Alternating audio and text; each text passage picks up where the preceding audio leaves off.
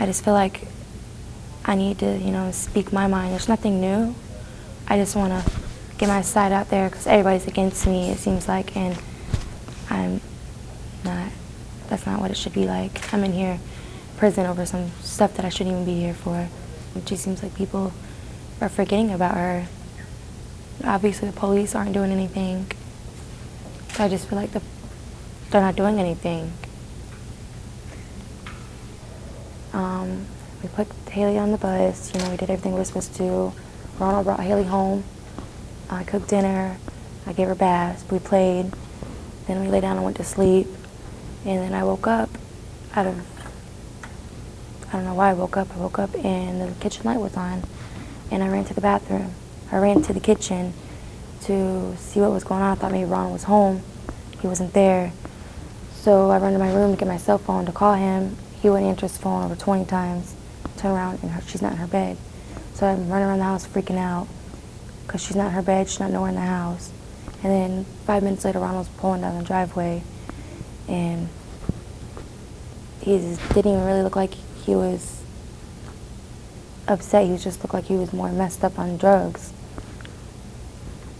And when I called him, like 20 or 30 times I called him, he didn't answer the phone. And then the police come. It has nothing to do with me. I think they were trying to get it back at Ronald, whoever did this. See, what I was told, that Ronald used to sell drugs a lot before we got together, and he owed people money. See, one day we were at this bar, it was his family-owned bar, and I was sitting in the truck. I got out of the truck and started to walk up to Ronald, and this black man was talking to him. And Ronald's like, I need you to go sit back in the truck. I said, why? Why can't I hear? And the black man said that he knows where Haley is, the Mexicans have her, and if Ronald pays this much money back, then he could go get her on Friday. And that was a long time ago. I don't know who would have took her. I don't understand why they would have took her. It just doesn't make sense to me. I guess I could talk about the abuse that Ronald gave to us. All of us, me, Haley, and Junior went through abuse with him. He was always messed up on pills. He used to beat us all the time. If the kids would get in trouble and I would tell him to stop, like he smacked his son in the face and I got mad at him. I said, don't do that. He started bleeding. He laughed about it.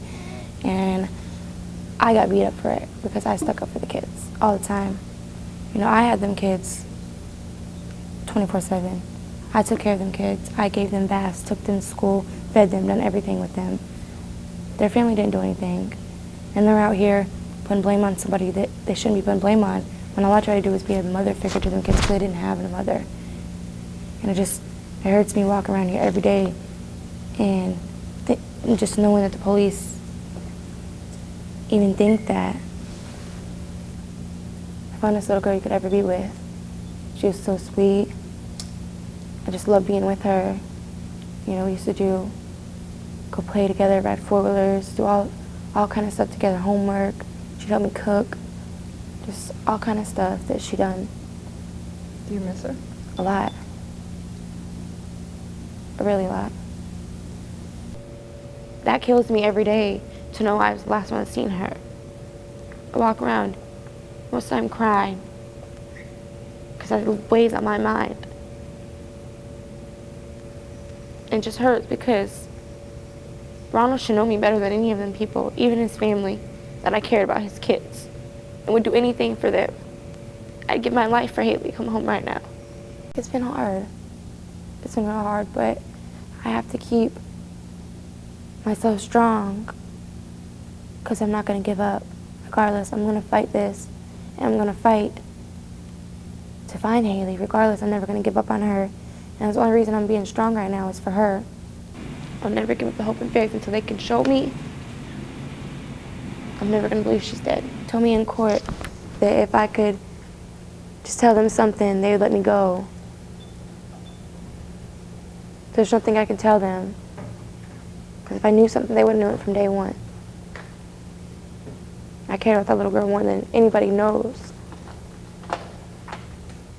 I mean, I had an okay childhood, I guess you can say, but it wasn't the best. Mom and Dad did try to provide for us.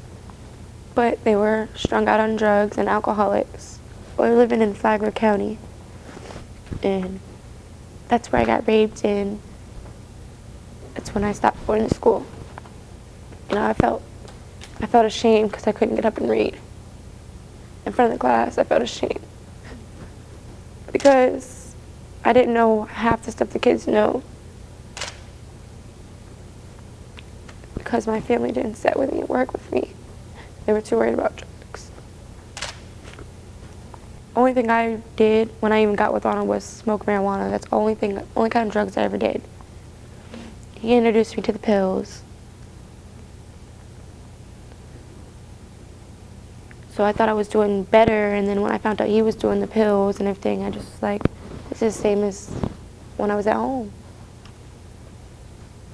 I tried to leave so many times, but couldn't. Why couldn't you? Because the kids. I just want, you know, people to see that I'm not what people put me out there to be, because I'm not this bad person. What people think I am, I'm not. I made mistakes in my life, and now I'm paying my consequences for it. But it doesn't mean I'm a bad person. They can keep believing what they want to believe, because one day the truth will come out, and of course that people are gonna talk regardless, and it don't hurt my feelings that they talk anymore. I'm so used to people talking, saying you did this, let them, because I know and God knows that I didn't do anything wrong. So as long as I know, that's all that matters.